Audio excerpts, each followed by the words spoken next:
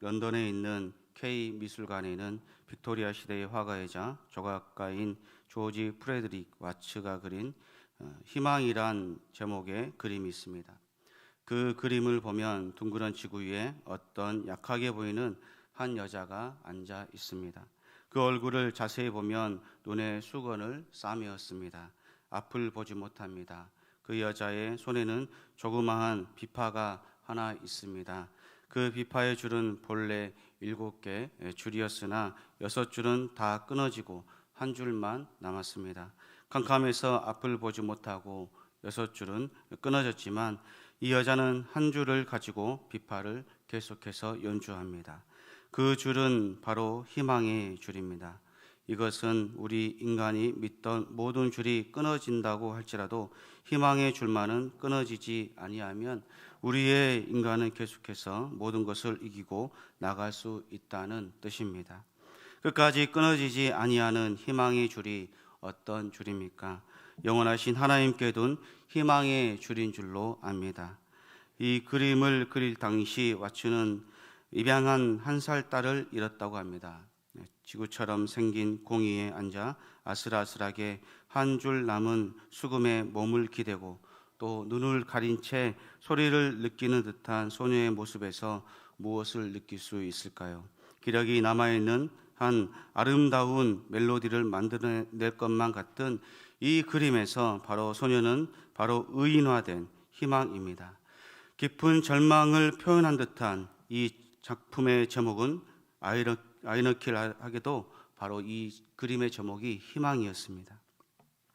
사람이 인생을 살아갈 때 희망이 있는 사람과 없는 사람은 아주 극명하게 다릅니다. 그 인생을 살아가는 삶도 다르고 또 생각도 다르고 마음가짐도 다릅니다.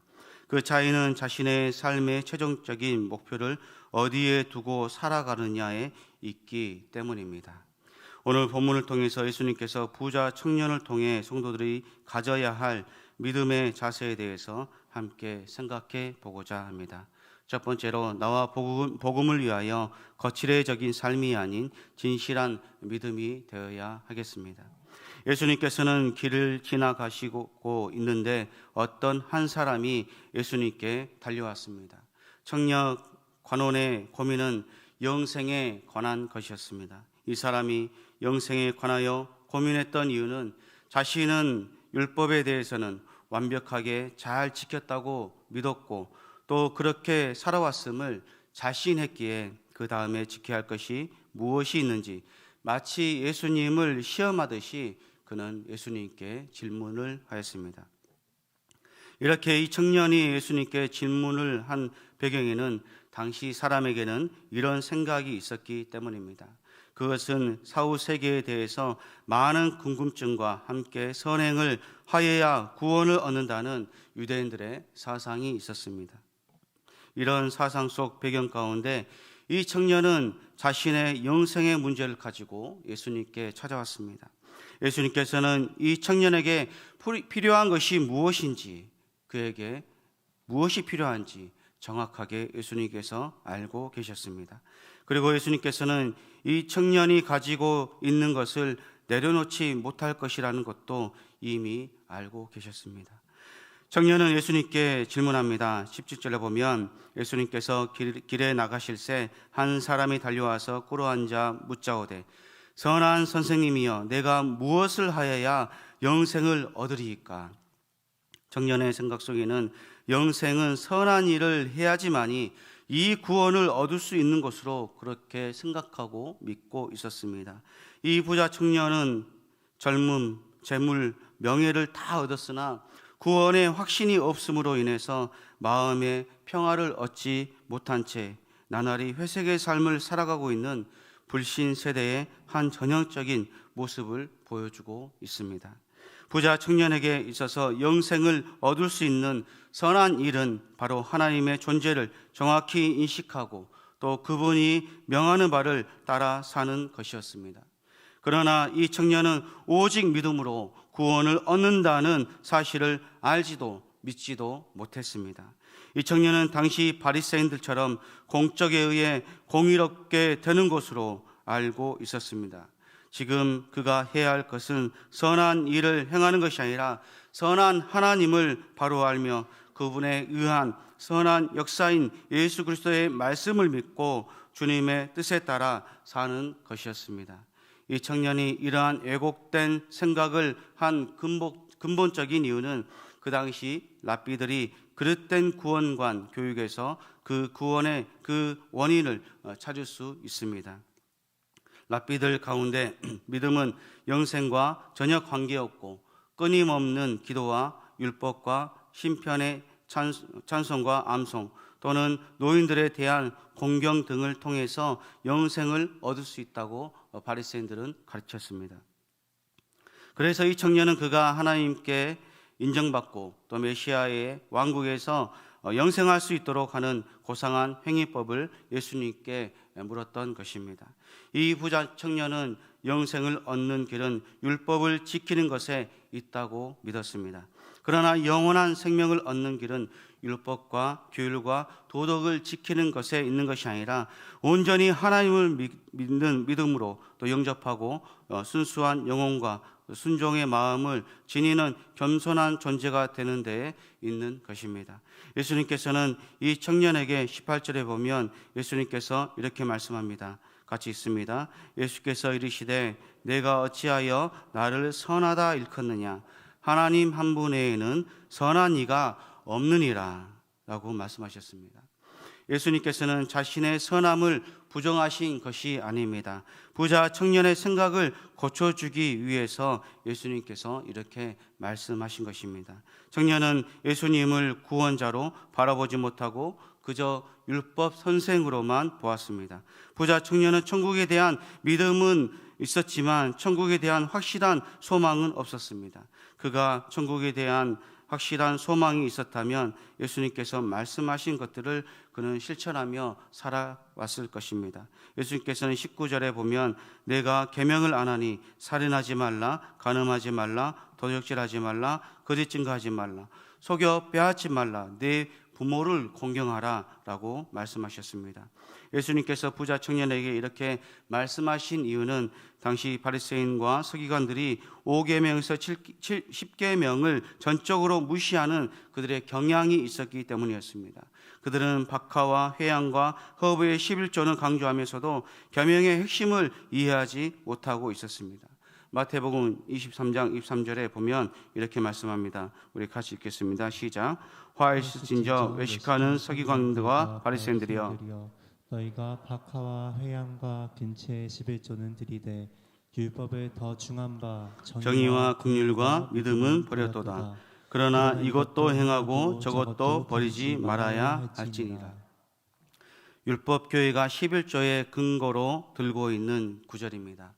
예수님이 여기서 의도적으로 사용하고 계신 단어들은 전부 성전에서 쓰이는 용어들이었습니다. 박하, 회양, 허브는 근처인데 11조의 목적은 향 피우는 일이었습니다. 박하, 회양, 허브는 향을 만드는 재료이고 11조의 일을 내서 레인의 생계를 살리는 행위도 사람을 향으로 피워 올린다는 의미였습니다.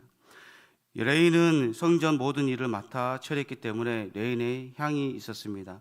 그들을 먹여 살리는 10분의 1은 당연히 향을 만드는 재료였습니다. 그러나 그 향 피우는 일은 모형일 뿐이었습니다. 그 실체는 정의, 긍휼, 또 믿음, 즉 그리스도의 섬김을 나타내는 것이었습니다. 이런 뜻을 모르고 바리새인들은 실체를 버리고 모형만 취하였습니다. 예수님은 하나님과의 관계에만 주력할 뿐 고통받는 이웃에 대한 관심과 사랑에는 무관심한 당시 종교인들의 냉혈함을 예수님께서는 지적하셨습니다. 보이는 형제를 사랑하지 않는 자가 보이지 않는 하나님을 사랑한다는 것은 너무나 엄청난 거리가 있고 또 기가 막혀서 말로서 나타낼 수가 없었을 것입니다.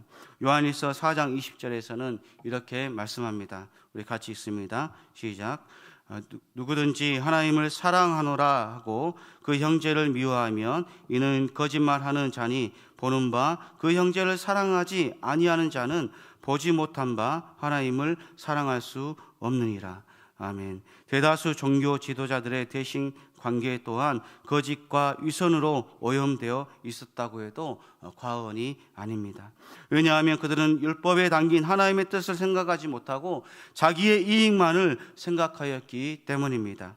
그러므로 예수님께서는 당시의 율법주의에 빠진 바리새인들과 서기관들의 자세를 예수님께서 적나라하게 그들의 자세를 비판하셨습니다. 이러한 바리새인들의 가르침으로 인해 이 청년도 이러한 오류에 빠져 있었습니다. 사랑하는 성도 여러분, 구원은 선행으로 물질이 많다 해서 받는 것이 절대 아닙니다. 구원은 행함으로 받는 것이 아닙니다. 근본적으로 믿음으로 구원을 받지만 우리가 선행을 해야 하는 이유는 우리의 선한 언행으로 인하여 하나님께서 우리를 복음의 도구로 사용하시기 때문인 줄로 믿습니다. 그러므로 성도는 나와 복음을 위하여 주 안에서 스스로 믿음 가운데 희생하고 헌신하는 모든 것들이 하나님을 위하여 하는 것이 되어야 하겠습니다. 지금 청년은 여전히 현세적인 질문을 하고 있고 그 문제로 고민하고 있습니다. 청년은 여전히 자신의 의로움을 주님 앞에 드러내고 나타내고 있습니다. 내가 지금까지 도덕과 윤리적으로 법 없이도 살 정도로 착하게 살아왔음을 그는 자부하고 있습니다. 이 부자 청년은 이렇게 말합니다. 자신이 지금 모세 오경의 모든 율법들을 어려서부터 자신이 다 지켰다라고 말씀합니다. 20절에 보면 이렇게 말씀합니다. 그가 여짜오되 선생님이여, 같이 있습니다. 이것은 내가 어려서부터 다 지켰나이다.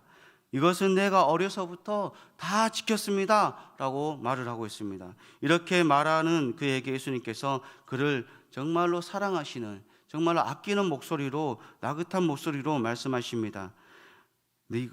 유대인들은 자녀가 5세, 6세가 되면 율법 공부를 시키고 또 그것을 준수하게 했습니다. 그는 율법을 다만 문자적으로만 지켜왔습니다. 이 청년은 자신의 율법 준수의 허점이 무엇인지 몰랐습니다. 하지만 그러한 율법 준수로도 영생에 이르지 못할지도 모른다는 불안감과 공허함을 느끼고 있었음에 분명했습니다. 사랑하는 성도 여러분, 우리는 이 청년처럼 세상 속에서 하나님의 의를 나타내기보다 자신의 의를 나타내지는 않는지 우리는 생각해 보아야 하겠습니다. 지금 부자 청년은 하나님 앞에서 자신의 율법을 다 지켰다고 자랑하고 있습니다. 그는 내가 이 정도로 율법을 지켰고 말씀대로 살아왔으니 나 정도면 대단하고 의롭다고 스스로 자화자찬하고 그는 자부심을 가지고 있었습니다. 그러나 그의 마음은 항상 불안한 상태였습니다. 청년의 삶 속에는 하나님을 믿지만 자신의 도덕적, 윤리적 수준을 커버하기 위해서 종교적 생활을 하였던 것입니다. 그는 진정으로 하나님을 믿는 신앙심은 없었습니다. 지금까지 남들이 보기에 믿음 좋은 사람으로 비춰지기 위해서 신앙생활 한 것이지 진정으로 하나님께 헌신하고 또 수고하고 봉사하고 노력하고 힘쓰고 애쓰는 삶을 살아온 적이 없는 그런 청년이었습니다. 이 청년에게 비춰볼 수 있는 것은 자신의 삶을 여전히 종교적인 미명 아래 포장하고 있는 삶을 살아왔음을 알 수가 있습니다. 우리가 신앙생활하면서 조심해야 할 것이 바로 이것입니다. 하나님을 경외하고 믿는 삶을 살아가는 데 있어서 나의 의로움을 드러내기 위해서 하나님의 영광을 가려서는 안 되겠습니다. 우리의 삶 속에 형식주의이고 또 외형주의적이고 거칠애주의적인 것이 있다면 우리는 철저하게 그러한 나의 모습에서 벗어나고 진실되고 참되고 의롭고 거룩한 모습으로 거룩한 삶으로 변화될 수 있는 마음과 자세를 다시 우리는 일으켜 세워나가며 믿음의 자세를 가져야 하겠습니다. 두 번째는 성도의 삶은 하나님의 영광과 복음을 위해서 살아야 합니다. 본문 21절에서 27절까지는 예수님께서 부자 청년이 근심하며 돌아감을 보시고 하나님 나라에 들어갈 수 있는 자와 없는 자에 대해서 말씀하고 있습니다. 예수님께서는 부자 청년에게 이렇게 말씀하십니다. 21절에 우리 같이 봅니다. 시작. 예수께서 그를 보시고 사랑하사 이르시되 내게 아직도 한 가지 부족한 것이 있으니 가서 내게 있는 것을 다 팔아 가난한 자들에게 주라. 그리하면 하늘에서 보화가 있으리라. 그리고 와서 나를 따르라. 예수님께서 이렇게 말씀하신 것은 자기의 모든 것을 버릴 수 있는 마음이 있는지 없는지, 진정으로 천국을 얻기 위해서 세상의 부귀와 명예와 권세와 모든 것을 버릴 수 있는지 물어보신 것입니다. 우리는 주님을 따르기 위해서 많은 것을 헌신할 줄도 있습니다. 사실 주님은 우리를 구원하시기 위해 하나님께서 정말로 버림을 받으시고 또 저주를 받으시고 또 십자가에서 직접 어린 양이 되셔서 피 흘리심으로 말미암아 모든 죄를 속죄하시고 우리를 죄를 구원하셨습니다.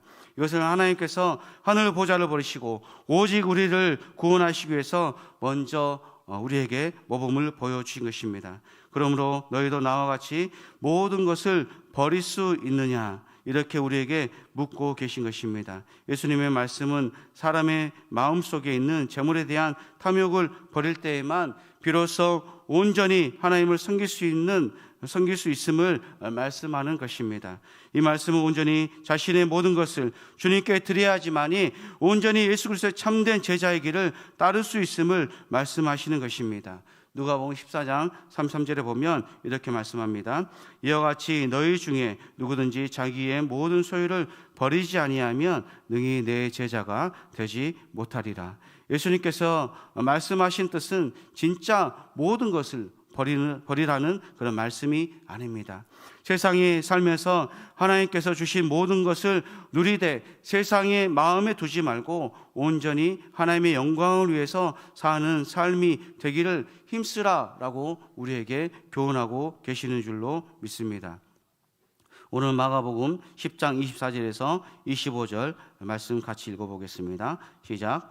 제자들이 그 말씀에 놀라는지라. 예수께서 다시 대답하여 이르시되 얘들아, 하나님의 나라에 들어가기가 얼마나 어려운지 낙타가 바늘기로 나가는 것이 부자가 하나님의 나라에 들어가는 것보다 쉬우니라 하시니 라고 말씀하고 계십니다. 제자들이 이렇게 놀란 이유는 유대인의 문화적 배경을 좀 더 이해를 해야 합니다.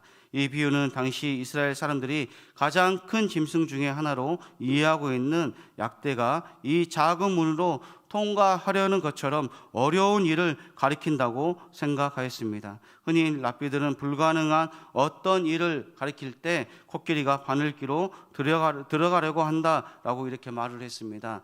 본절에서 낙타와 바늘기는 본 문자 그대로 받아들여도 예수님께서 의도하신 비유의 의미는 분명해집니다. 예수님께서 부자가 자신의 능력으로 하나님의 나라로 들어가려고 한다는 것은 불가능하다는 것을 말씀하고 계십니다. 또한 예수님께서는 재물이 하나님 나라에 들어가는데 얼마나 큰 방해가 되는지를 또한 말씀하고 계십니다.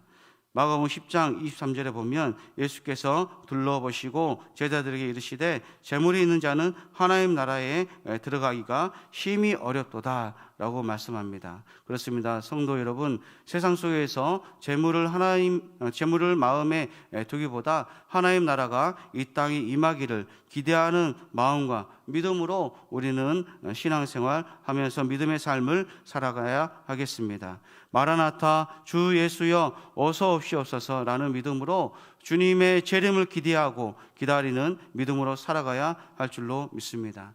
세 번째로는 하나님의 나라의 복음을 위하는 자는 영생을 얻는다는 것입니다.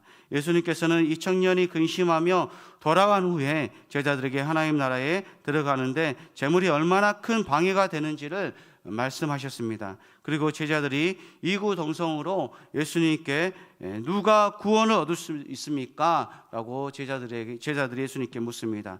27절에 보면 예수께서 그들을 보시며 이르시되 사람으로는 할 수 없으되 하나님으로는 그렇지 아니하니 하나님으로서는 다 하실 수 있느니라. 그렇습니다. 구원은 사람에게 달려있는 것이 아니라 온전히 하나님의 주권입니다. 이 부자 청년이 부자이기 때문에 구원을 못 받는 것이 아니라 하나님을 믿는 믿음이 없기 때문에 구원을 받지 못하는 것입니다. 이때 베드로가 예수님께 질문합니다. 28절에 우리 같이 읽습니다. 시작. 베드로가 여짜와 이르되 보소서 우리가 모든 것을 버리고 주를 따랐나이다. 그렇습니다. 제자들은 예수님께서 부르실 때 자신들의 생업을 버리고 주님을 따랐습니다. 그러나 주님께서는 베드로를 칭찬하기보다 주를 따르는 것이 잘한 일이고 주를 따를 때에는 반드시 박해와 어려움이 있지만 그에게 영원한 생명이 있음을 말씀하셨습니다. 마가복음 10장 29절에서 32절까지는 현세에서 하나님을 위해서 사는 사람에게는 반드시 그 보상이 있음을 본문에서 말씀하고 있습니다. 우리 마지막으로 같이 읽겠습니다. 10장 29절에서 30절입니다. 시작.